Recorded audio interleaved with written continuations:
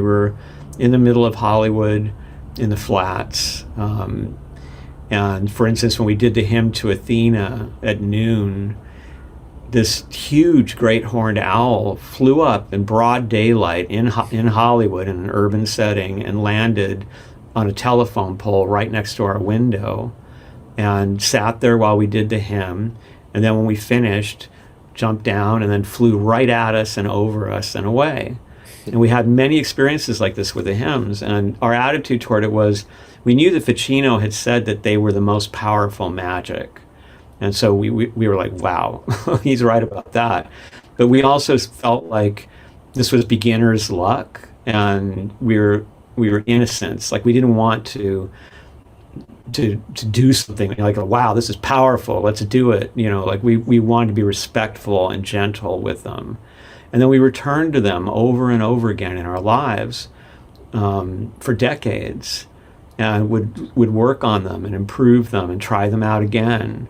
And the last time that we did that, just before this book was published, it was really eerie because we had this neighbor who had lived up here in the Hollywood Hills for about 50 years. Well, actually, no, more like 70 years. And she was born here. And she would tell us stories about how in the 1960s, she and her friends would walk down the trails because there weren't many houses up here. And there was this one beautiful tree that they would gather under to read poetry and drink wine. And they called themselves the Dionysius Society. And then they would go all the way down to Sunset Boulevard and see Jimi Hendrix or Jim Morrison or these amazing artists that were playing then. And so we were really touched by that. But when we finished the hymns the last time, and we would always do them out loud, there was the most uncanny screaming that originated from where that tree was. And it was, you couldn't tell if it was ecstasy or fear. And our hair just stood up. It was so Dionysian, and don't know what it was. Never heard it again. Never heard anything coming from that area. Like the Maenads screaming. Exactly. Mm-hmm. And so that was, it was really an amazing experience. And then they came back again in a way that was extremely moving when Tamara, who had been an incredibly healthy person all her life, had never seen a doctor in 40 years, was just really kind of amazing. And she suddenly got ill. There's a whole nother story involving this other book we wrote, because it paralleled the people who wrote that book, called The Unobstructed Way, who wrote the books that book is about. And suddenly she gets ill, and there's like a 5-day decline here in the house, and then 5 days in the hospital, and she was gone.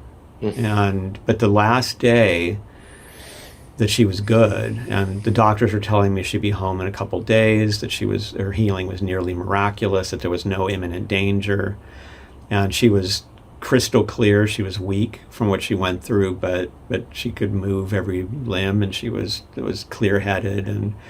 And she called me at home, and she said, when you come visit me, bring the hymns of Orpheus. I want you to sing them to me here. And so I brought them, and so I sat by her bedside, holding her hand and softly singing several of the hymns to her, beginning with a hymn to Apollo.